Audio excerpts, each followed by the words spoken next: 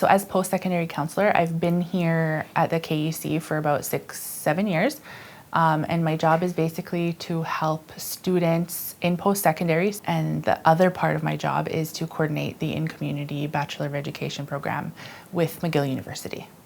It is a 4-year full-time / part-time university program. It's 120 credits. Over the course of the 4 years, the students will carry a full-time course load the same as an on-campus student.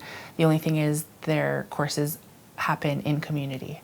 Everything is in Kahnawake. And the reason it's structured that way is so that the students can still work during the day. A lot of them are full-time employees, either at one of our schools or at the other schools in the community. We bring in different stakeholders from the KUC and from other schools in our community to really build a unique program that's infused with Diningwari Hoda, which means, in our Mohawk language, it means our ways. So our worldviews, our sacred stories, our cycle of ceremonies, our language and culture really is at the forefront of our programs. When our students attend programming on campus, they don't often see themselves reflected in the curriculum of an on-campus teacher training program, or really any program, you know, from social science to law to social work. So the partnership really does allow us to infuse our ways, our worldview into our program so that the student teachers see themselves reflected in the curriculum, and it creates a strong sense of Kanien'kehá:ka identity, and confidence in that identity then translates into confidence in teaching the youth. Not only are you, in our program, you learn, you know, language, culture, songs, sacred stories, things like that, but it's also the values embedded in that, in our culture, that they then translate into their jobs. So, you know, keeping children safe, teaching children, you know, who they are as Kanien'kehá:ka people, or even just community support. You know, there's different activities within the community that bring out that sort of knowledge that they learned, and sharing that experience, not only of being a post-secondary student, but of learning what you learn in our program.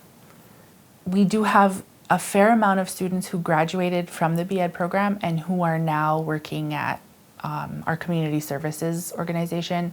Some have gone on to work at the hospital, so they're using the content and experience that they learned from the BEd program in the various walks of life. So we have graduates all over, and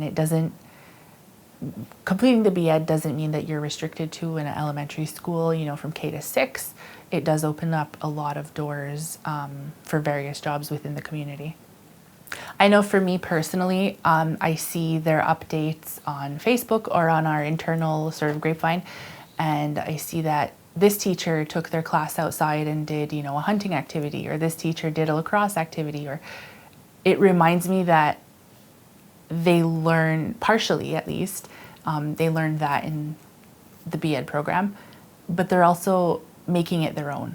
They're also, you know, getting outside the 4 walls of the classroom and going and exploring. You can do everything. So when I see updates like that, it's kind of fulfilling, because that's the program that we created. Language and culture is always at the forefront of everything we do. And it's important to have people who are confident in their abilities, who can then role model that and show that and share that with the youth coming up. Because eventually those youth are going to be in that position too.